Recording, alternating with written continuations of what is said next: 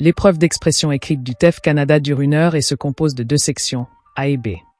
Elle évalue votre capacité à rapporter des faits de manière objective et à argumenter un point de vue de manière convaincante pour atteindre les niveaux requis pour l'immigration. Voici les détails pour réussir cette épreuve. Section A. Récit de faits, 25 minutes. Objectif. Rédiger la suite d'un article de journal, un fait divers ou un récit. Exemple. Un vol, une découverte, un accident.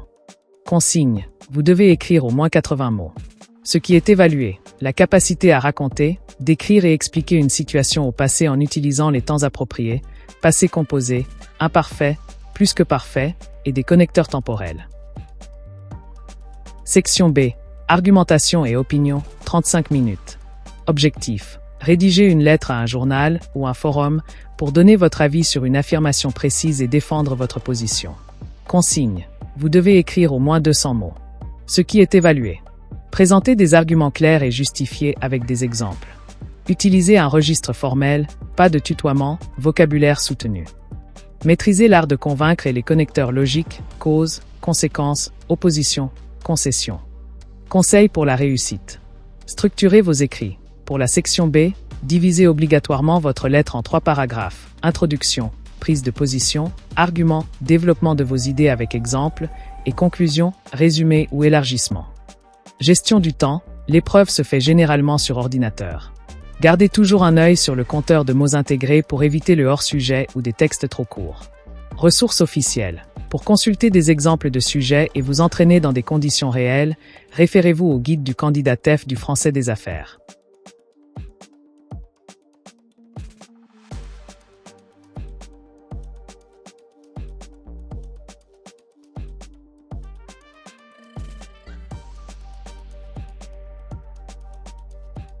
Voici un exemple.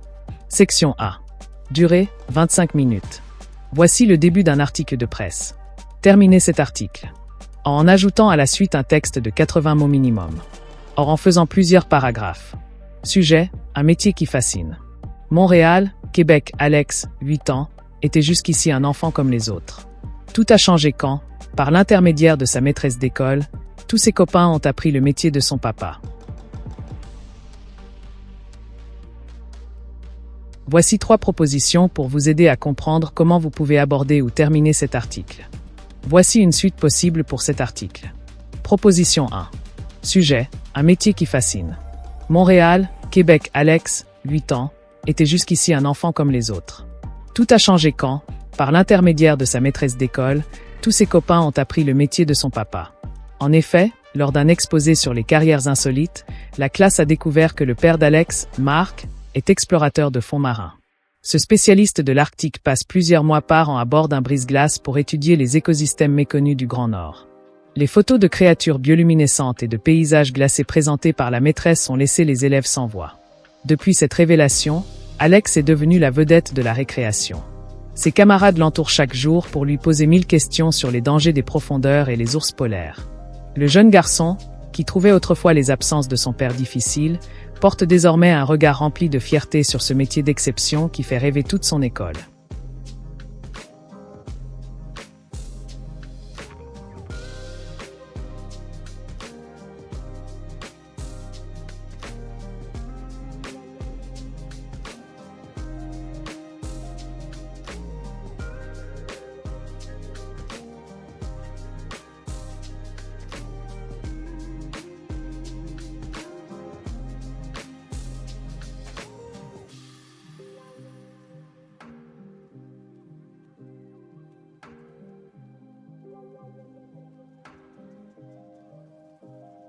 Proposition 2.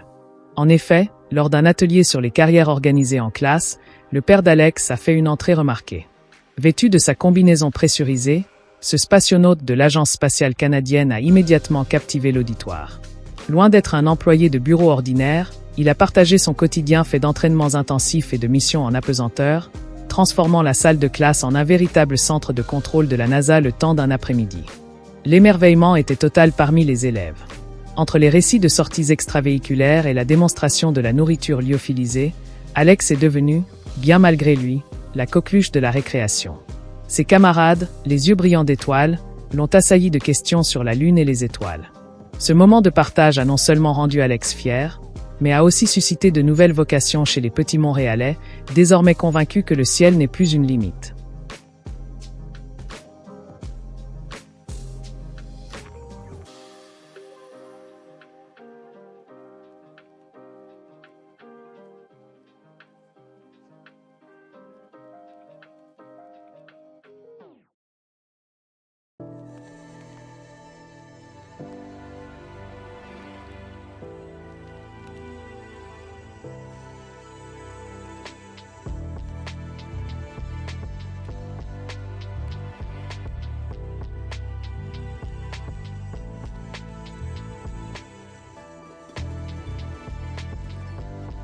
Proposition 3. Le père d'Alex n'est ni pompier ni astronaute, mais sculpteur de glace professionnel. Lors d'un atelier organisé en classe pour découvrir les métiers d'art, les élèves ont découvert les œuvres monumentales que cet artisan crée chaque hiver pour le Carnaval de Québec. Fascinés, les enfants ont passé l'après-midi à poser des questions sur la manipulation des blocs de cristal et l'usage de la scie à chaîne. Depuis cette révélation, Alex est devenu une véritable célébrité dans la cour de récréation. Ses camarades, autrefois indifférents, l'entourent désormais pour imaginer de futures structures glacées. La maîtresse a même suggéré une sortie scolaire au prochain festival pour voir le papa d'Alex à l'œuvre. Ce métier rare, mêlant force physique et finesse artistique, continue de faire rêver les petits Montréalais.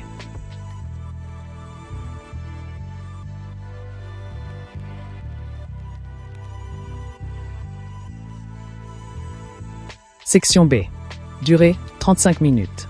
Vous avez lu dans un journal l'affirmation suivante. Il faut aider les jeunes à voyager, car ça forme l'esprit. Écrivez une lettre au journal pour dire ce que vous en pensez. 200 mots minimum. Développez au moins 3 arguments pour défendre votre point de vue.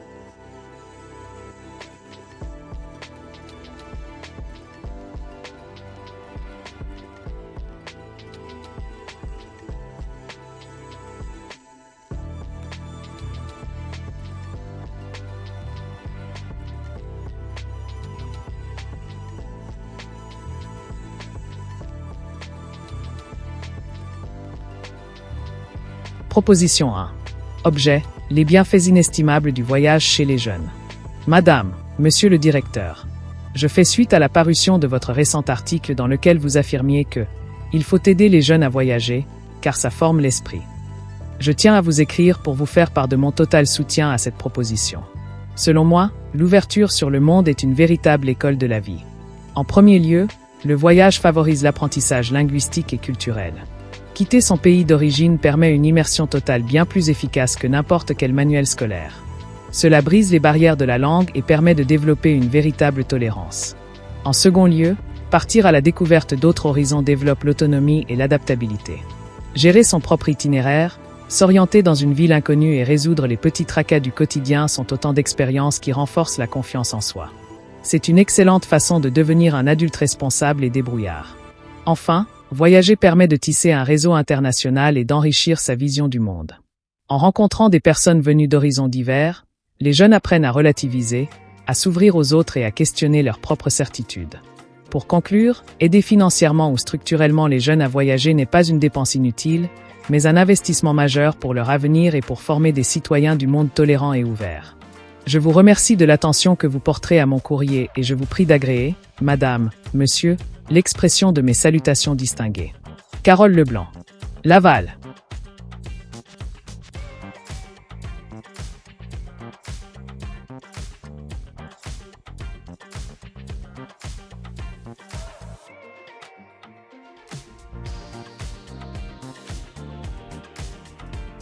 Proposition 2. Objet, courrier des lecteurs ou le voyage comme pilier de la formation de la jeunesse. Monsieur le rédacteur en chef. C'est avec un vif intérêt que j'ai lu l'affirmation parue dans votre récent article. Il faut aider les jeunes à voyager, car ça forme l'esprit. En tant que citoyen soucieux de l'épanouissement des générations futures, je partage entièrement ce point de vue et souhaite apporter ma contribution à cette réflexion. Premièrement, le voyage est une école de l'autonomie. En quittant le confort du foyer familial, le jeune se retrouve confronté à l'inconnu. Gérer un budget, s'orienter dans une ville étrangère ou résoudre des imprévus logistiques sont autant d'épreuves qui renforcent la confiance en soi et la maturité. Deuxièmement, la découverte d'autres cultures est le meilleur remède contre l'étroitesse d'esprit. Voyager permet de confronter ses propres certitudes à d'autres réalités sociales et religieuses. Cette ouverture au monde favorise la tolérance et l'empathie, des qualités essentielles dans nos sociétés de plus en plus multiculturelles. Enfin, l'apprentissage des langues étrangères trouve tout son sens sur le terrain. Rien ne remplace l'immersion pour progresser et comprendre les nuances d'une langue. C'est un atout professionnel majeur, mais aussi une clé pour nouer des liens humains authentiques par-delà les frontières. En conclusion, soutenir la mobilité des jeunes n'est pas un luxe, mais un investissement nécessaire. Le voyage forge des citoyens plus responsables, ouverts et adaptables. C'est pourquoi les pouvoirs publics devraient multiplier les bourses et les dispositifs d'aide au départ. Je vous prie d'agréer, monsieur le rédacteur en chef, l'expression de mes salutations distinguées.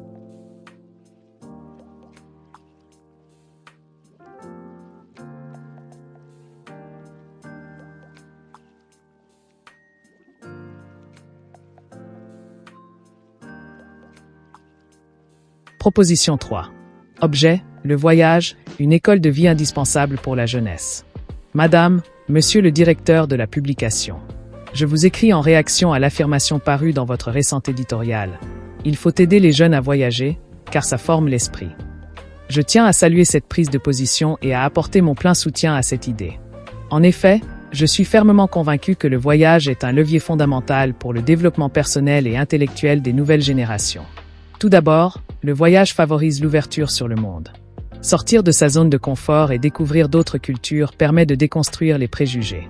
C'est une confrontation directe avec la réalité qui développe une tolérance et une empathie inestimables. Ensuite, partir à l'étranger favorise une remarquable autonomie.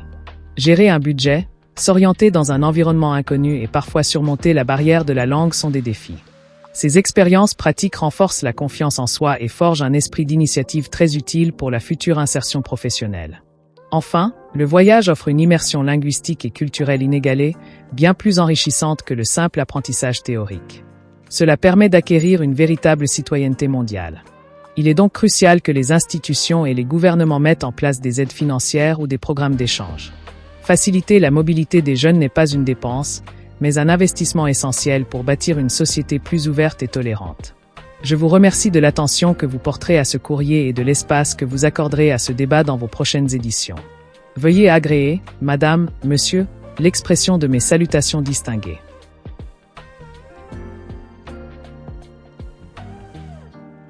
Voici les grilles d'auto-évaluation. Section 1. 1. Avant de commencer, j'ai bien lu le sujet. 2. Avant de commencer, j'ai imaginé la suite de l'histoire. 3. J'ai utilisé le titre de l'article. 4. Mon texte fait 80 mots minimum. 5. Il raconte la suite de l'histoire. 6. Il ne répète pas le début de l'article. 7. Il suit une organisation logique. Début, milieu, fin. 8. Il comporte des informations précises, détaillées. 9. Le ton est assez neutre, comme dans un journal. 10. Je ne raconte pas mon expérience personnelle. 11. J'ai varié mes phrases. 12. J'ai varié mon vocabulaire. 13. J'ai fait attention à l'orthographe et à la ponctuation. 14. J'ai pris le temps de me relire. De 0 à 4, je dois revoir la méthodologie. De 5 à 11, je dois travailler encore sur mes points faibles. De 12 à 14, je maîtrise la méthodologie de cette activité. Section B. 1. Avant de commencer, j'ai bien lu le sujet. 2. Avant de commencer, j'ai réfléchi au sens des mots du sujet. 3. Mon texte fait 200 mots minimum. 4. Il correspond à la thématique du sujet. 5. Il ne comporte pas d'introduction ni de conclusion hors sujet. 6. Il suit une organisation logique, premier argument développé, deuxième argument développé, etc. 7. Il comporte plusieurs arguments. 8. Il comporte des détails et ou des exemples. 9. Je ne parle pas que de mon expérience. 10. Le ton est assez neutre, comme dans un journal.